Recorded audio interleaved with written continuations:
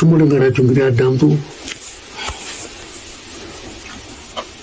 ጅብ አህያ ይጠብቃል፣ ነብር ፍየል፣ ላም፣ በግ ይጠብቃል። እዚህ ቦታ ላይ ከይሲ እባብ በፍጹም የለም ተወግዟል። ጅብ አህያ ሲጠብቅ ሰምታችሁ ታውቃላችሁ? ነብር ፍየል፣ ላም ሲጠብቅ የገበሬው ሲመጣ ላስት የገዳሞቹን ግን ሲጠብቅ ይውላል፣ ሲጠብቅም ያድራል። ይሄ ራሱን የቻለ ታሪኩ ነው። ታሪኩ ብዙ ነው፣ ስሙ ይታወቃል።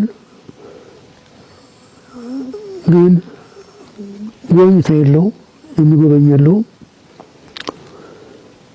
ዘመኑ ሰፊ ነው፣ ተነግሯል። ከ700 በላይ ያስቆጠረ በንጉሠ ነገሥቱ በኃይለ ሥላሴ የተጎበኘ ቢሆንም ከዚያ ወዲያ ምንም የጠየቀው ሰው የለም። ቦታውም ዞር ያለ ስለሆነ ለሕዝብ አይመችም። የበረከት ቦታ ነው፣ የሰላም ቦታ ነው። የታመሙ የሚፈወሱበት፣ የተራቡ የሚጠግቡበት፣ ያጡ የሚያገኙበት፣ ሕይወታቸው የተዛባ ተጠምቀው ተመክረው ንስሐ ገብተው ከፈጣሪያቸው ጋር የሚታረቁበት ልዩ ጸጋ የተሰጠው ገዳም ነው እና ይሄ ገዳም ብዙ አዛውንቶችን ያስተናገደ ነው። ፓትርያርኮችን፣ ጳጳሳትን፣ ነገስታትን ያስተናገደ ነው። ህዝብን ያስተናገደ ነው። ከዘመን ብዛት ግን ብቸኛ ሆኖ ጠያቂ አጥቶ ይኖራል። ስለዚህ ታሪክ የምታውቁ ካላችሁ፣ የታሪክ ባለሙያ የሆናችሁ፣ የግንባታ ባለሙያ የሆናችሁ በአሁኑ በጨለማው ዘመን የጨለማ ነው ማለት ዘመኑን የጨለማ ጉዞ ነው የምንጓዘው። በዚህ በጨለማ ዘመን እግዚአብሔርን ይቅርታ ለመጠየቅ አጽመ ቅዱሳን ያለበት መፈለግ ያለበት አንደኛው ይሄ ቦታ ነው። በምትችሉት ሁሉ በጉልበትም በምክርም በሐሳብም በገንዘብም በእውቀትም እርዳታ እንጠይቃለን። ገንዘብ መቼም የተሰራው በዚህ ዓለም ሰርተንበት ከብረንበት ልንሄድ እንጂ እሱ በእኛ ላይ ሊከብርብን አልተፈቀደም። ገንዘብ ምክንያት ነው። የታመመ ሊፈወስበት፣ የተራበ ሊመገብበት፣ የፈረሰ ሊታደስበት ነው። ስለዚህ እግዚአብሔር በወዳጆቹ አድሮ የሚሰራው ታምር ሰፊ ስለሆነ ለመጠቆም ያህል ነው እንጂ ስራው ከ700 ዘመን በላይ የቆየ ቤተክርስቲያን መሰረቱ ተናግቷል። ውሃ ልኩ ፈርሷል። ቤተ መቅደሱም እያፈሰሰ ነው የምንቀድስበት። ስለዚህ ድረሱልን፣ የችግራችን ተሳታፊ የመንግስተ ሰማይ ወራሽ ከሆናችሁ የችግሩን ተሳታፊ መሆን ግዴታ ያስፈልጋችኋልና ስለዚህ ተባበሩን እያልን እንጠይቃለን። ዘመድኩንን አታለሉት። በአንድ ጉዳይ ነው ያታለሉት። ከቀኑ ልጥቀስላችሁ። ሰሞኑን ድጋፋችሁ በጣም ቀዝቅዟል። ዛሬ በደንብ ነው እርዳታችሁ የሚያስፈልገኝ። ይሄን ቪዲዮ ላይክ እና ኮፒ ሊንክ እያደረጋችሁ ኮሜንት ሴክሽን ላይ ቅዱስ ገብርኤል እያላችሁ እንድትጽፉልኝ ጠይቃችኋለሁ። አካውንት የትንሽ ያዝ አድርጎታል። ስለዚህ መድኃኒት ውስጥ ስለሆነ እንደ ውለታ ቆጥረዋለሁ። እንደምታስታውሱት ባለፉት ሳምንታት ከቤተ ክርስቲያን የገቢ ማሰባሰቢያ ጋር ተገናኝቶ በዚህ ሶሻል ሚዲያ ከሚያገለግሉ እህት ወንድሞቻችን እንዲሁም ደግሞ በዋነኛነት ከሎዛ ኢቨንት ጋር የተገናኙ የተወሰኑ ሀሳቦች በዚህ ማህበራዊ ሚዲያ ሲነሱ ነበረ። ለዛ ምክንያት የነበረው ደግሞ ሐዋሳ አካባቢ በሚገኝ አንድ ቤተ ክርስቲያን ላይ የገቢ ማሰባሰቢያ ተከናውኖ ከገቢው ይልቅ ኢቨንቱ የወጣው ወጪ እጅግ በጣም ሰፊ እንደሆነ የሚያሳይ ከየት እንደተገኘ ማንነቱን የማይገልጽ ደብዳቤ ይሄን እዚህ ጋር የምትመለከቱት ማለት ነው። በዛ ምክንያት የተወሰኑ ሀሳቦች ሲነሱ ነበረ። ታዲያ ዛሬ በሚገርም ሁኔታ በቅዱስ ገብርኤል ዕለት የአገረ ስብከቱ ስራ አስኪያጅ እንዲህ ሲናገሩ ሰሟቸው። ስሟቸው። በቅርብ ቀን ግን በማይታወቅ መልኩ አንድ እውቅና የሌለው ወረቀት በሚዲያ እየተሰራጨ እንደሆነ እኛም ተመልክተናል። የተለያዩ ሰዎችም የተለያዩ አስተያየቶች ሲሰጡ ሰምተናል። ነገር ግን ይህ ወረቀት ከሀገረ ስብከትም የወጣ አይደለም።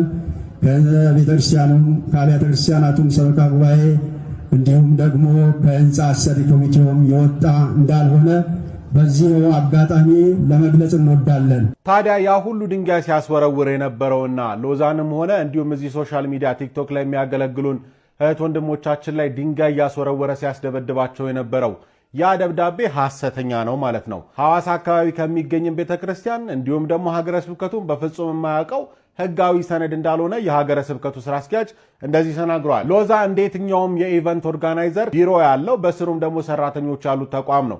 የትኛውንም ስራ ሲሰራ የቢሮ ክፍያ ለሰራተኞቹ ደሞዝ የሚሆኑትን ነገርን ከቨር ለማድረግና ለትርፍ የሚሰራ ተቋም ነው። ታዲያ በየትኛዎቹም እንቅስቃሴዎች ላይ ለማጣራት እንደሞከርኩትኝ በተለይ የቤተክርስቲያን የገቢ ማሰባሰቢያዎች ላይ የትኛውም አካል ጋራ በፐርሰንትም ሆነ በኮሚሽን የሰራቸው ስራዎች የሉም።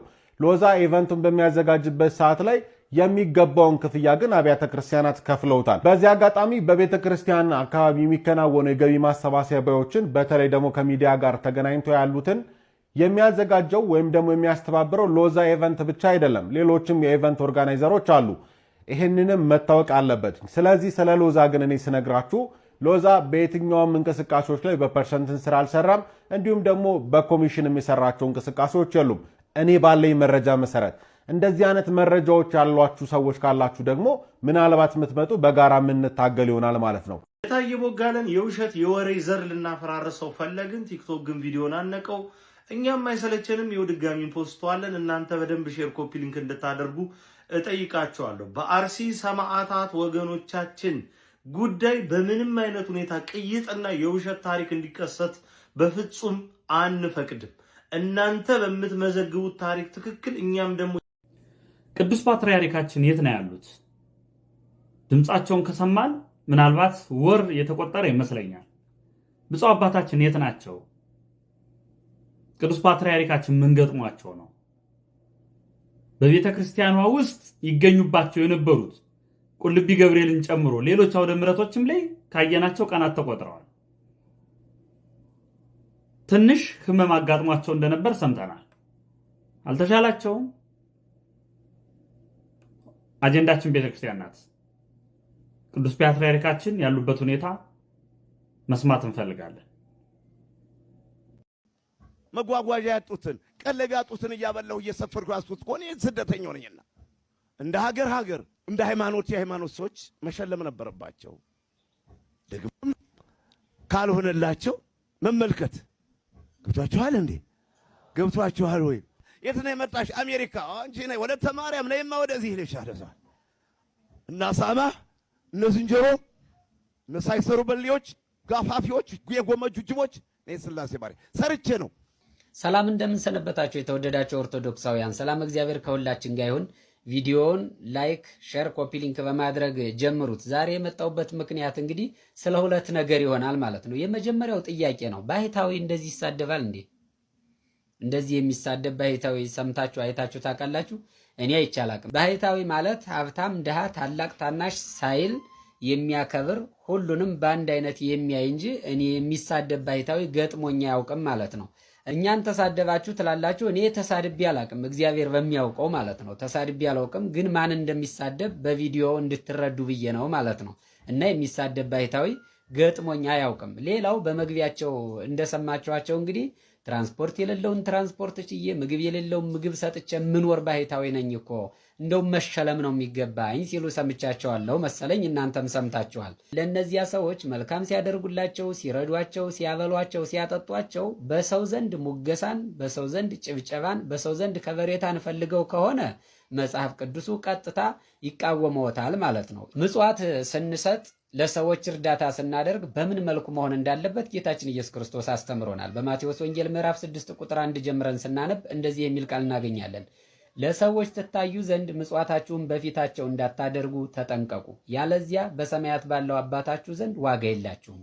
እንግዲህ ምጽዋት ስታደርግ ግብዞች በሰው ዘንድ ሊከበሩ በምኩራብ በመንገድም እንደሚያደርጉ በፊትህ መለከት አታስነፋ። እውነት እላችኋለሁ ዋጋቸውን ተቀብለዋል። አንተ ግን ምጽዋት ስታደርግ ምጽዋትህ በስውር እንዲሆን ቀኝህ የምትሰራውን ግራህ አትወቅ በስውር የሚያያባትን በግልጥ ይከፍልሃል ስለሚል ወንጌሉ እርሰውም ምጽዋት ሲሰጡ ሰዎችን ሲረዱ በሰው ዘንድ ለመሸለም መሆን የለበትም ማለት ነው። ይሄን ያለው ወንጌል ነው። እርሰው ግን እያሉ ያለው መሸለም ነበረብኝ እንደውም እያሉ ነው። መልካም ያደረጉትን ለእግዚአብሔር ይንገሩት እንጂ በሰዎች ዘንድ እንዲከበሩ እንደው በአውደ ምሕረት ላይ መስበኩ ተገቢ መስሎ አልታየኝም ማለት ነው። እርግጠኛ ነኝ ይህ ቪዲዮ ለምን ትሳደባለህ ለምትሉ ሰዎች መልስ ይሆናል ብዬ እጠብቃለሁ ማለት ነው። ምክንያቱም እኔ ተሳድቤ አላውቅም። ራሳችሁ ፖስት ያደረጋችሁትን ቪዲዮ አምጥቼ የነገር ልክ አይደለም እላለሁ እንጂ ተሳድቤ አላውቅም። ማን እንደሚሳደብ ግን ቪዲዮውን ደጋግሞ ማየት በቂ ነው ማለት ፈልጌ ነው። እና ሳማ እነ ዝንጀሮ እነ ሳይሰሩ በሌዎች ጋፋፊዎች የጎመጁ ጅቦች እኔ ስላሴ ባሪ ሰርቼ ነው። በጾመ ነቢያት ስጋ አርዶ እየበሉ ገዳም መሄድ